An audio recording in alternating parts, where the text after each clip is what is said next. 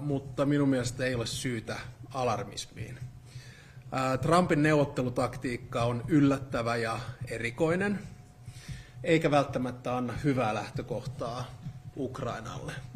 Me halusimme lähteä tilanteesta, jossa neuvottelut aloitetaan vahvasta asemasta, mutta tällä hetkellä on havaittavissa tiettyä sahausta amerikkalaisten linjoissa. Yhdysvalloille on tänäkin päivänä korostettu vahvasti, että ei rauhaa ilman Ukrainaa ja että Putiniin ei voi luottaa. Vain Ukraina voi neuvotella omasta tulevaisuudesta ja vain Ukraina voi päättää siitä, ketä Ukraina edustaa. Täällä on selvästi syntynyt eräänlainen konsensus eurooppalaiden maiden kanssa, että haemme ratkaisuja, jossa Euroopalla on oma suunnitelma, jossa Eurooppa pystyy tuomaan jotain pöytään, koska mehän ei voida olla tilanteessa, jossa neuvotellaan Euroopan turvallisuudesta ilman Eurooppaa, mutta tässä omalla tavallaan sanat ei riitä ja toivottavasti sitten tulevat ulkoministeritapaamiset, mahdolliset huippukokoukset tuo tähän yhtenäisyyttä. Yhdysvallat antoi monella tapaa Euroopalle herätyksen ja nyt on myös Euroopan hetki toimia. On tehtävä enemmän oman turvallisuuden eteen ja tätä ollaan myös korostettu amerikkalaisten liittolaisten kanssa. Me Suomessa tietenkin ymmärretään tämä, meidän on käärittävä hihat ja tehtävä tämä yhdessä. Suomi tukee edelleen Ukrainaa sotilaallisesti, poliittisesti ja taloudellisesti ja meidän on lisättävä painetta Venäjän suuntaan ja mun mielestä tähän on silloin kaksi keinoa, josta ensimmäinen on sanktiot, sanktioiden lisääminen, ja toinen on jäädytettyjen varojen käyttö. Venäjä ja Putin ymmärtää vain voimaa, ja tämä me yritetään myös viestittää meidän amerikkalaisille ystäville. Huomenna tapaan kongressidelegaation, jossa on muistaakseni noin 20 senaattoria, ja viesti tulee olemaan samantyyppinen. Tässä joskus menee puurot ja vellit sekaisin, eli puhutaan ikään kuin rauhasta ja tulitauosta samassa virkkeessä. Omasta mielestäni ne on kaksi eri asiaa. Ensin tehdään tulitauko, jossa on jonkinnäköiset turvallisuusjärjestelyt, mutta vasta niiden jälkeen alkaa rauhanneuvottelut. Ja sen takia ei ole mitään järkeä tässä vaiheessa pistää pöytää Ukrainan tai lännen tavoitteita. Eli meidän on jätettävä neuvotteluvaraa. Putin tavoittelee tietysti maksimaalista tulosta ja minimaalisia myönnytyksiä, mutta tähän ei pidä missään nimessä suostua. Tulitauon edellytyksenä pitää olla kattavat turvallisuusjärjestelyt, jossa siis Ukraina johtaa, Eurooppa tukee ja Yhdysvallat toimii niin sanottuna backstoppina, käyttääkseen heidän kieltä. Ja näillä turvajärjestelyillä varmistetaan, että Venäjä ei hyökkää uudestaan. Tulitaukoa seuraa sitten kattava ja pitkä prosessi, jossa haetaan kestävää oikeudenmukaista rauhaa. Suomen linja on edelleen sama. Kaiken lähtökohtana pitää olla kansainväliset periaatteet, ne ovat edelleen voimassa, jotka siis perustuu kansainvälisiin instituutioihin, normeihin ja sääntöihin, ja jotka perustuu kolmioon, joka sisältää Ukrainan itsenäisyyden, Ukrainan suvereniteetin, eli suvereniteetin päättää siitä, missä järjestössä he haluavat olla mukana, ja alueellisen koskemattomuuden. Ja yksi viesti, mikä meillä amerikkalaisille on se, että ei kannata hakea Venäjästä liittolaista Kiinan patoamiseksi, koska jossain vaiheessa Venäjä ja Putin pettää kuitenkin. Eli tämän tyyppinen suurvalta-ajattelu ei toimi. Eli jos nyt sitten kiteytetään tämä viikonloppu, niin taisin joskus puhua Leninin sanonnasta, että on vuosikymmeniä, jolloin mitään ei tapahdu, ja sitten on viikkoja, kun tapahtuu vuosikymmeniä. Niin varmaan nämä on nyt ne viikot, joilla on pitkällekin meneviä vaikutuksia. Ei vain Ukrainan tulevaisuuteen, mutta myös Euroopan turvallisuuteen ja omalla tavallaan maailmanjärjestykseen. Ja meidän tulokulma tässä on yksiselitteinen näiden kriittisten viikkojen aikana. Me emme saa synnyttää uutta jaltaa, jossa ikään kuin suuret valtiot rakentavat oman etupiiriajattelunsa Eurooppaan tai muualle maailmaan, vaan meidän on panostettava Helsinkiin, eli siihen, että on selkeät säännöt olemassa. Edelleen rauhallisin mielin. Tässä sahataan nyt edestakaisin ja näkemyksiä on paljon ja näyttää amerikkalaisetkin välillä puhuvan yhtä ja sitten toisaalla toista. Mutta katsotaan, mitä tuleman pitää. Kiitos alustuksesta. 2 kysymystä. Kun tapasitte Kellogin, niin onko hänen viestinsä linjassa Trumpin ja puolustusministerin viesteihin rauhan ehdotuksesta? Mun mielestä näissä... Toinen kysymys, Joo. jos voi niin, kun te venäläisten jäädytettyjen varojen käytöstä Ukrainan tueksi, tämä Suomen ehdotus vai onko siitä jo muodostunut jonkinlainen konsensus Euroopassa? Joo, ensimmäiseen kysymykseen, niin sehän on selvää, että Yhdysvaltain hallinnon sisällä on tiettyä ristivetoa. Se on sanomattakin selvää, ja myös viestit ovat vähän erilaisia. Siis jos verrataan esimerkiksi Yhdysvaltain puolustusministerin sanomisiin puolustusministeriön kokouksessa ja sitten J.D. Vancein haastattelu Wall Street Journalissa, niin se oli erilainen. Minusta Kellogin viesti oli aika selkeä. Panostakaa omaan turvallisuuteen, panostakaa NATOon, ottakaa enemmän vastuuta ja puhukaa liittolaisten kanssa suoraan. Se oli hänen viestinsä. Se, mitä tulee jäädytettyihin varoihin, niin on tietysti päätöksiä, jotka tehdään eurooppalaisella tasolla, ja siinä Suomen johdonmukainen linja on ollut se, että niitä voidaan jossain muodossa käyttää. Jälleen kerran, me tarvitaan näihin neuvotteluihin vipuvartta.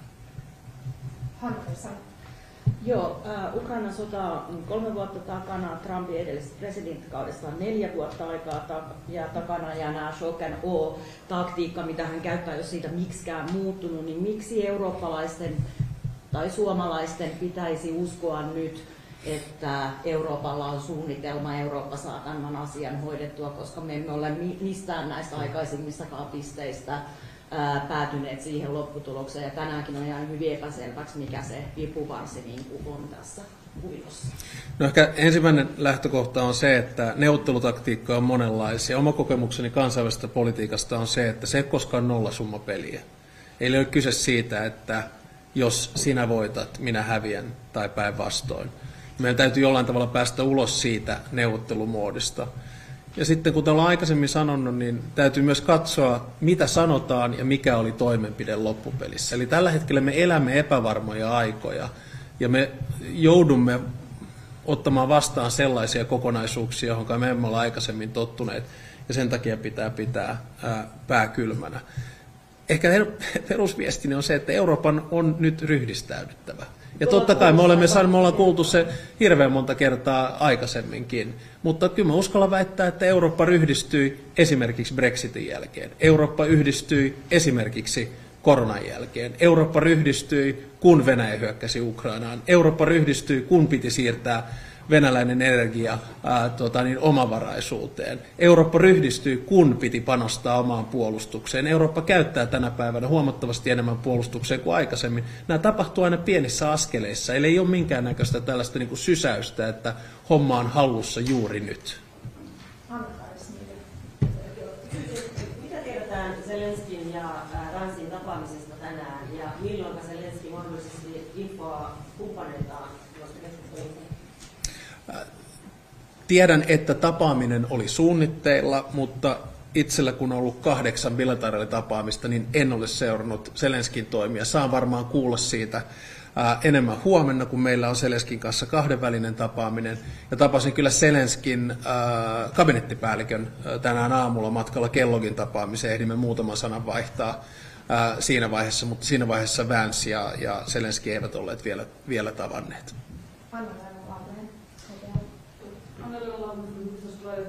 Du träffade också Friedrich Merz. Hur tror du att Tysklands, eller vad tror du om honom när det gäller hans syn på Ukraina? Kommer det ändras Tysklands politik? Jag tror att den kommer att ändras. För det första så är Merz, som jag känner väl, mycket pro-europeisk. Han vill se sig själv som Tysklands nya Helmut Kohl. Han är också mycket transatlantistisk i sina tankebanor. Han träffar bland annat J.D. Vance här. Vi talar om Ukraina och vi talar om Ryssland. Hans linje kommer att vara rätt så tuff. Och vi hoppas ju förstås på tysk ledarskap i den här frågan. Och jag tror att som du frågar statsministern så kommer han att ha ett liknande svar. Statsministern hade träffat Merz, jag hade träffat honom några gånger, men hade träffat honom för några veckor sedan och budskapet var detsamma. Arvoisa tasavallan presidentti, sanoitte, että tulitauko ensin ja sen jälkeen turvallisuusjärjestelyt Ukraina johtaa Eurooppa-tukeen. Tarkoittaako tämä nyt käytännössä sitä, että ollaan tultu sille rajalle, jossa ovat alkaneet keskustelut siitä, mitkä maat ovat valmiita sijoittamaan omia sotilaitansa, asejärjestelmiänsä Ukrainan puolustuksen vahvistamiseksi myös Ukrainan alueelle? No, Yhdysvaltojen tavoitehan on se, että Eurooppa ottaa enemmän vastuuta. Ja amerikkalaiset ovat esittäneet kysymyspatteriston eurooppalaisille maille. Ja semminkin kun olen ymmärtänyt, niin näitä yritetään sitten koordinoida eurooppalaisella tasolla. Mikä se lopullinen muodostelma on, niin mahdoton sanoa. Eli en lähtisi tässä vaiheessa vielä ennakoimaan minkäännäköisiä rauhanturvaoperaatioita Ukrainassa. Mutta selvää on se, että jos tulitauko syntyy, sen pitää olla vedenpitävä. Tässä ehkä kuuntelisin Lindsey Grahamia, joka taisi tänäänkin, olen keskustellut hänen kanssa muutaman kerran, mutta tänäänkin julkisesti todeta, että tulitauon pitää olla niin vedenpitävä, että jos jotain tapahtuisi, niin silloin NATO tulee väliin. Joo, eli mä jatkaisin tuosta ja kysyisin vielä vähän suoremmin, että onko Suomessa ja muualla Euroopan maissa mahdollisesti edessä keskustelu näistä rauhanturvaajien lähettämisestä Ukrainaan? Jossain vaiheessa varmasti alkaa keskustelu, mutta sehän riippuu vähän siitä, millainen se tulitauko on. Et otetaan nyt hypoteettisena esimerkkinä, että syntyy jonkinnäköinen raja. Sitä rajaa pitää monitoroida. Siihen monitorointiin perinteisesti on ollut keskiössä Etyjin kaltainen organisaatio. Sen monitoroinnin taakse syntyisi jonkinnäköinen rauhanturvaoperaatio, ja Yhdysvallathan ovat todenneet, että se ei tule olemaan NATO-operaatio, siis samantyyppinen, jonka olemme nähneet vaikkapa Afganistanissa tai Kosovossa, missä esimerkiksi Suomi on ollut mukana. Silloin puhutaan varmasti jonkinnäköisestä halukkaiden koalitiosta, mutta on aivan liian aikaista näistä keskustella vielä tässä vaiheessa. Totean nyt vielä tähän päälle sen, että Suomihan on kuitenkin etulinjan valtio, jotenka se, että ikään kuin meiltä siirrettäisiin Ukrainaan, niin ei varmaan turvallisuuspoliittisesti olisi hirveän järkevä ratkaisu. Kiitos. 2 kysymystä. Miten arvioisitte Vancein viestiä, millä hän tuli tänne puheessaan siitä aika suoraa kritiikkiä muun muassa EU:n ja Kallakselta ja Saksan Boris Pistoriukselta tullut, että näinkö ystäville tullaan puhumaan. Ja toinen kysymys, miten te arvioisitte sitä, että mitkä on ne seuraavat askeleet tästä eteenpäin? Kun nyt on niitä viikkoja, kun tapahtuu vuosikymmeniä, niin mitkä on ne seuraavat askeleet? Joo. No, tähän ensimmäiseen huomiona tietysti muistuu mieleen vanhat opiskeluajat Yhdysvalloissa ja kurssi nimeltä American Political Thought, jossa käytiin keskeisesti läpi Yhdysvaltain perustaja isien ajatuksia demokratiasta ja sananvapaudesta ja vallan kolmijaosta ja oikeusvaltiosta ja instituutioista, niin tämä Vancein puheenvuoro oli niidenkin valossa suoraan sanoen aika hämmentävä. Eli olisin itse ehkä odottanut, että hän olisi tullut samantyyppiselle viestille, jonka hän antoi aikaisemmin Wall Street Journalille, koska tämä on se paikka, missä keskitytään transatlanttiseen turvallisuuteen. Tämä on se paikka, jossa perinteisesti puhutaan yhteistä turvallisuudesta. Ehkä tämä oli enemmän sellainen puhe, jossa sitten annettiin viestiä kotimaiselle yleisölle. Että vähän ehkä hämmentävänä otin vastaan tuon puheen sitä siinä kuunnellessa. Seuraavat askeleet, nyt on vaikea ihan suoraan arvioida, koska me emme ihan tarkkaan tiedä, mutta viimeisimmät huhut ovat ne, että ensinnäkin Ukraina ei mene neuvottelupöytään ilman, että länsimailla on jonkinnäköinen yhteinen näkemys. Ja sitä nyt haetaan, ja siinä mun mielestä Euroopalla on paljon sanottavaa. Eli jos tämä ikään kuin ensimmäinen tarjous Yhdysvalloilta ei käy eurooppalaisille eikä käy Ukrainalle, niin silloin turha aloittaa neuvotteluja.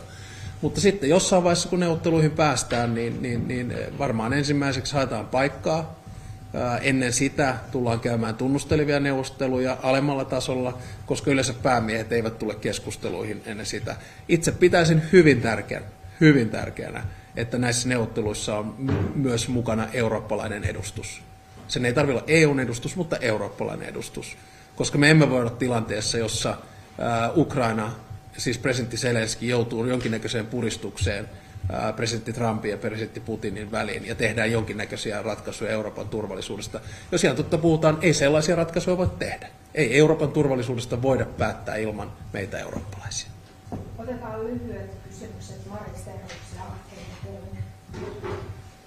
Tällä viikolla Trump on neuvotellut Putinin kanssa, kertonut etukäteen ehdot Ukrainalle ja ilmoittanut, tai Hedgehog ilmoitti, että Eurooppa pitää itse vastata puolustuksesta ja joukkueen vetämistä Euroopasta harkitaan. Menikö tämä niin kuin odotitte? Joukkojen vetämistä Euroopasta harkitaan? Missä vaiheessa sanotaan? Tänään on loppupäivästä on tullut tämmöisiä viestejä. Okei, mä en ole nähnyt tätä. Mutta tämä on se ensimmäinen siis Yhdysvaltain puolustusministerin puheenvuoro, jossa annettiin omalla tavallaan 3 ukaasia. Eli ei NATO-jäsenyyttä, alueet ja sitten viimeisenä se, että Eurooppa pitää vastata turvallisuudesta. Näissä viimeiseen olen samaa mieltä. Euroopan pitää tehdä enemmän oman turvallisuudensa kohdalla. Näistä 2 ensimmäisestä olen aika hämmentynyt, ainakin neuvottelutaktiikkana.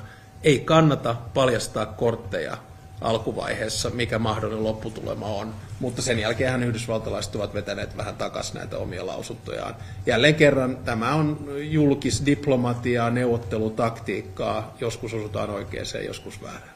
Entä Putinin ja Trumpin neuvottelu? Olen ainoastaan lukenut sen, minkä Donald Trump näistä Truth-mediassa totesi. Sen tarkempaa viestiä en ole niistä vielä nyt tässä vaiheessa saanut. Mutta huolestuttavaa ehkä tässä on se, että meidän intressissä on tietysti se, että menemme Ukraina edellä ja sen takia on hyvä aina varmaan puhua ukrainalaisten kanssa ensin. Ja otetaan viimeinen kysymys. Kiitos. Sanoitte tuossa, että on syntynyt eräänlainen konsensus siitä, että Eurooppaan pitää voida tuoda jotakin tähän pöytään. Ja ikään kuin siellä keppipuolella puhuttiin näistä sanktioista ja jäädytetyistä varoista, mutta mikä tämä porkkanapuoli voisi olla, että millä Eurooppa itsensä sinne ne aika oikeastaan perustoimilla. Jos me katsomme ensin rooliamme liittolaisena, niin se tarkoittaa puolustusmenojen kapasiteetin ja suorituskykyjen kasvattamista. Toinen on tietysti se, että me tulemme olemaan vahvana tukena tässä ukrainalaisille, eli on ukrainalaisten intressissä myös, että eurooppalaiset ovat mukana. Se, mitä sitten muuta voidaan tuoda, niin mä toivon, että eurooppalaiset päättäjät seuraavan viikon aikana löytävät yhteisen sävelen. Ja se eurooppalainen paikka on tietysti Euroopan unioni ja huippukokous, ja sen takia pidän hyvänä ehdotuksena sitä, jota pääministeri Orpo esitti, että Euroopan neuvoston pitäisi pitää kokous mahdollisimman nopeasti. Pidin myös itse asiassa Ursula von der Leyenin puhetta tältä päivältä ihan hyvänä. Mutta kyllä niin kuin me ollaan siinä tilanteessa, jossa amerikkalaiset ikään kuin ovat sitä mieltä, että he ovat tukeneet tätä sotaa vahvasti. Eurooppa ei ole tehnyt tarpeeksi. Miksi heidän pitää olla pöydän ympärillä? Meidän pitää antaa amerikkalaisille se viesti, että Putin haluaa rakentaa eurooppalaisen turvallisuusjärjestelyn uusiksi. Ja se tarkoittaa etupiiriajattelua. Ja sellainen ajattelu, sellainen toiminta, sellainen turvallisuusratkaisu ei Euroopalle kerta kaikkiaan käy. Kyllä mä uskon, että Eurooppa tässä vielä rivissä suoristaa ja me löydetään tähänkin vaikeaseen tilanteeseen ratkaisu. Kiitos. Kiitos.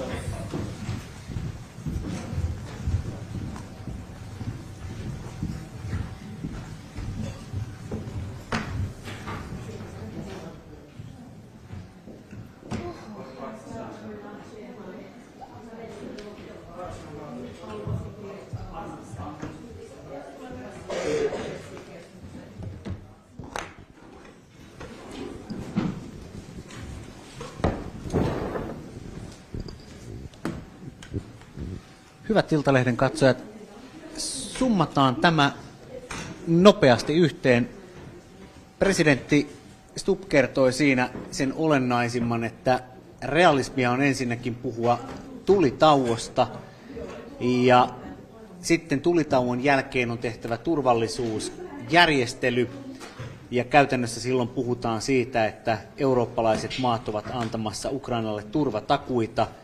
Ja hän vastasi tällaisella vertauksella sitten, itseni ja suomalaisen kollegan molemmat kysyimme tästä turvatakuusta, niin hän sitten ensin kierreltyänsä esitti vertauksen, että amerikkalainen senaattori Lindsey Graham on sanonut, että ollakseen uskottava turvatakuun on oltava sellainen, että jos Venäjä hyökkää uudelleen, niin NATO tulee siihen väliin. Se vastaus suomennettuna merkitsee sitä, että suurten maiden, Ranskan, Britannian, on Euroopasta oltava tätä turvatakuujärjestelyä antamassa. Ja lisäksi Stubb sanoi sitä samaa viestiä vahvisti, että ei tule syntymään mitään Trump-Putin-diiliä, koska Eurooppa ei tätä etupiiriajattelua hyväksy. Ja Yhdysvallat on tällä omalla tietynlaisella linjattomuudellansa pakottanut Euroopan heräämään. Ja Stubb sanoi, että Yhdysvallat on nyt antanut herätyksen ja seuraavien viikkojen aikana sitten valmistuu Euroopan vastaus tähän tilanteeseen. Ja varsinaiseen rauhaan on äärimmäisen pitkä matka, jos se on syntyäksensä. Tulitauko voisi olla realismia, näin Stubbia on tulkittava. Huomenna hän tapaa Zelenskin ja Iltalehti näyttää sitten Stubbin huomisen tiedotustilaisuuden suorana lähetyksenä. Ja Münchenin turvallisuuskokouksen tunnelmia on sivuillamme luettavissa aina sinne sunnuntai-iltaan asti. Minä olen Lauri Nurmi, Iltalehden ulko- ja turvallisuuspolitiikkaan erikoistunut politiikan toimittaja. Täältä Münchenistä toivotan kaikille oikein rauhallista illanjatkoa. Ja presidenttiä siteeratakseni, tilanne on vakava, mutta alarmismiin ei ole aihetta. Parhaillaan valmistellaan tätä eurooppalaisten valtionjohtajien vastausta. Ja selvästikään tämä Yhdysvaltain ensimmäinen neuvottelulähtökohta ei eurooppalaisille kelpaa, ja nähtäväksi sitten jää seuraavien viikkojen aikana, millaisen turvallisuusjärjestyksen eurooppalaiset maat ovat halukkaita ja valmiita rakentamaan, ja mitkä maat sitten astuvat esiin ja kertovat, että ovat valmiita näitä turvatakuita Ukrainalle mahdollisen aselevon jälkeen antamaan. Eli nopeita ratkaisuja ei ole odotettavissa, pikemminkin viikkojen ja kuukausien aikainen vääntö sillä tapaa, miten verenvuorotus saataisiin loppumaan. Oikein rauhallista perjantai-illan jatkoa kotisuomeen ja tuttuun tapaan päätetään tämä live-lähetys täältä Münchenistä toteamukseen Slava Ukraini.